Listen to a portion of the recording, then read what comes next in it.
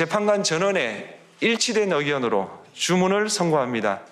주문, 피청구인 대통령 윤석열을 파면한다. 헌법재판관들은 계엄 선포 요건과 국회에 대한 군경 투입, 포고령 발령, 선관위 압수수색, 법조인 위치 확인 등 5가지 탄핵 소추 사유 모두 헌법을 위반한 것으로 판단했습니다. 헌법재판소의 윤석열 탄핵 결정, 경남의 법학자들은 어떻게 생각하는지 물어봤습니다. 5가지 주요 쟁점에 대해 모두 위헌 판단을 내려 온갖 억측을 잠재웠다는 게 공통된 의견이었습니다. 대통령의 헌법 수호 의무와 국가 긴급권의 범위를 명확하게 설명한 대목도 높이 평가했습니다.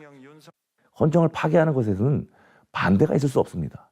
당연히 헌정을 수호해야 되는 것이고 그런 맥락에서 헌법재판소는 앞으로 이런 부분에서 더 이상의 어떤 논란이 있어서는 안 된다라는 점을 분명히 했다라고 봅니다.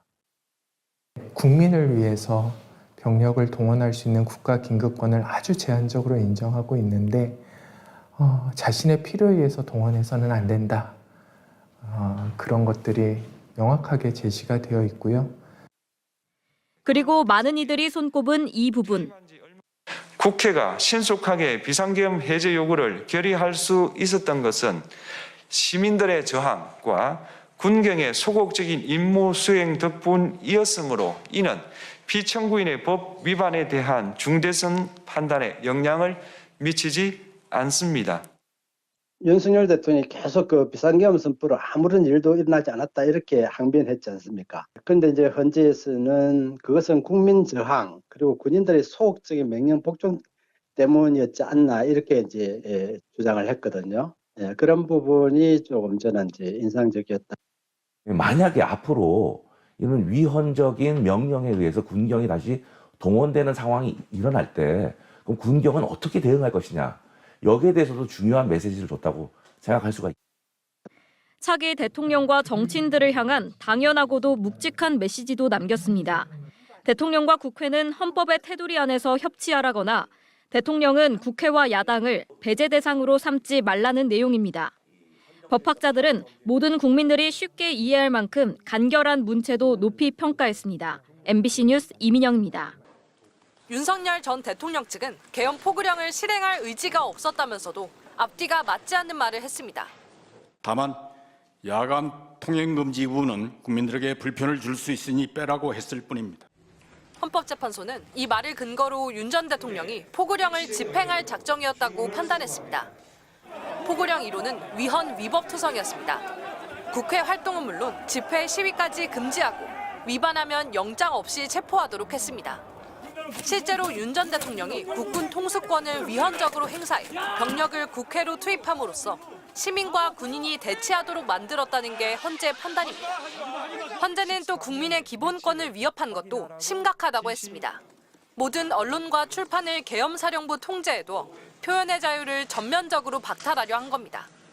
군경을 동원하여 국회 등 헌법기관의 권한을 훼손하고 국민의 기본적 인권을 침해함으로써 헌법 수호의 책무를 저버리고 민주공화국의 주권자인 대한국민의 신임을 중대하게 배반하였습니다. 대한민국은 민주공화국이다. 헌재는 결론 첫머리에 헌법 1조 1항을 올렸습니다. 윤 전 대통령이 대한민국의 기본 운영 원리, 민주주의와 공화주의를 부정했다는 게 헌재의 판단입니다. 결정문에서 민주주의만 34차례 언급했습니다. 민주주의의 적은 독재입니다. 헌재는 윤 전 대통령의 12.3 비상계엄을 박정희, 전두환 군부독재 시절 국가 긴급조치에 빗댔습니다. 피청구인은 헌법과 법률을 위반하여 이 사건 계엄을 선포함으로써 국가 긴급권 남용의 역사를 재현하여 국민을 충격에 빠뜨리고 윤 전 대통령이 계엄 과정에서 헌법을 위반했다고 헌재가 판단한 조항만 국민 주권주의, 대의 민주주의, 권력 분리 원칙 등 모두 24개. 헌재는 민주주의에 헤아릴 수 없는 해악을 가했다며 윤 전 대통령을 파면했습니다. MBC 뉴스 유서영입니다. 헌법재판소의 윤석열 전 대통령 파면 결정 의미에 대해 김선태 고려대 법학전문대학원 명예교수에게 물어보겠습니다. 교수님 어서 오세요. 네, 안녕하세요. 지금 헌재 결정문이 화제입니다. 국민 헌법 교과서다라는 말도 나오는데요. 교수님 보시기에 어떠셨나요? 기본적으로는 그 재판관 8분이 전원 일치로 이렇게 결정을 내려주셔서 너무나도 당연한 결론인데 국민들이 아주 마음을 많이 졸이지 않았습니까? 예. 천만다행이다라는 생각이 들고 또 이번에 그 소장 대행께서 읽으신 그 선고 요지 부분이 아주 명료하게 잘 작성돼 있어서 그리고 그 내용도 아주 좋았습니다. 근데 이번 그 12.3 계엄 사태에서 우리가 특히 주목해야 될 것은 이 사태를 우리 헌법재판소가 어떻게 의미를 규정할 것인가. 그것이 대단히 중요했다고 생각하는데요. 그 점은 조금 아쉬운 부분이 있었습니다. 포고령의 그 1항을 보면 국회, 지방의회, 정당의 일체 활동을 정지시키고 우리 국민들의 정치적 집회 결사를 비롯한 일체의 정치 활동을 중지한다고 돼 있어요. 그러면 누구만 남습니까? 윤 대통령 본인만 유일하게 정치할 수 있는 기관이 되는 거예요. 그러니까 독재 체제를 구축하기 위한 기초 작업을 하기 위해서 그걸 한 거죠.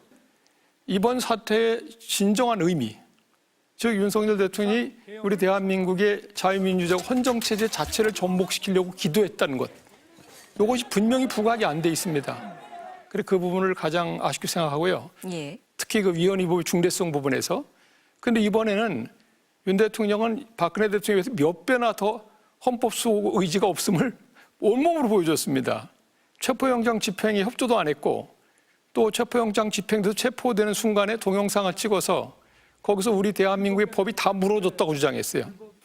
그래서 꾸준히 헌법 수호 내지는 심지어 준법 의식조차도 없다는 것을 여러 차례 보여줬는데 그 부분이 이번 이 결정문에서는 그 윤 대통령의 그 위헌의법 행위 중대성 판단하는데 특히 헌법 수호 의지 부분에 하나도 안 들어갔어요.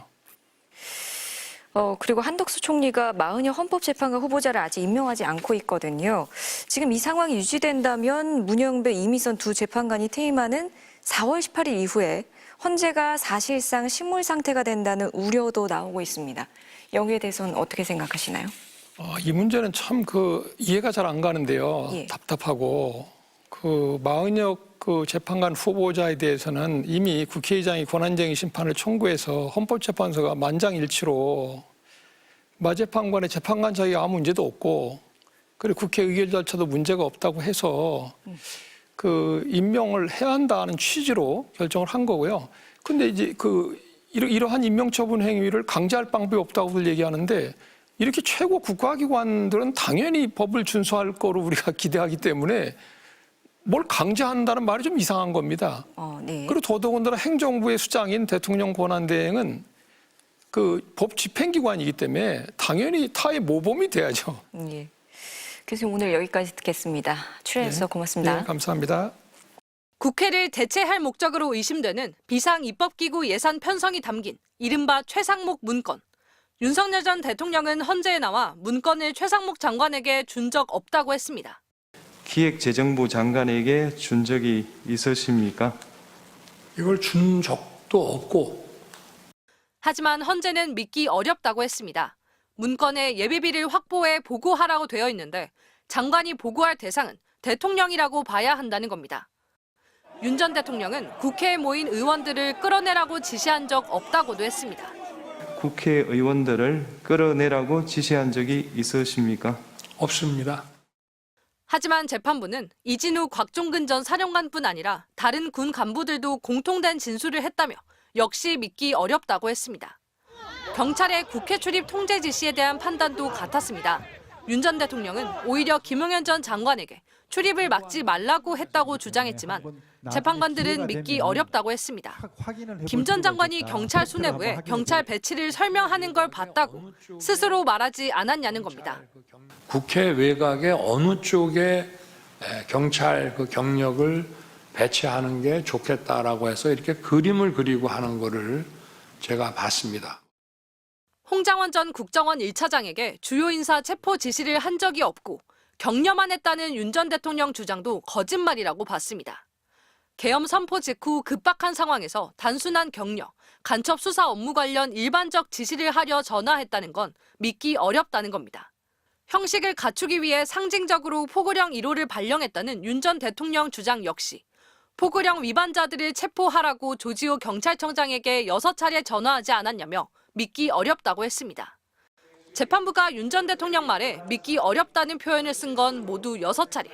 당시 상황에도 잘 들어맞지 않는 윤 전 대통령 말보다 부하들 진술이 더 신뢰할 만하다고 판단해 파면의 근거로 삼았습니다. MBC 뉴스 유서영입니다.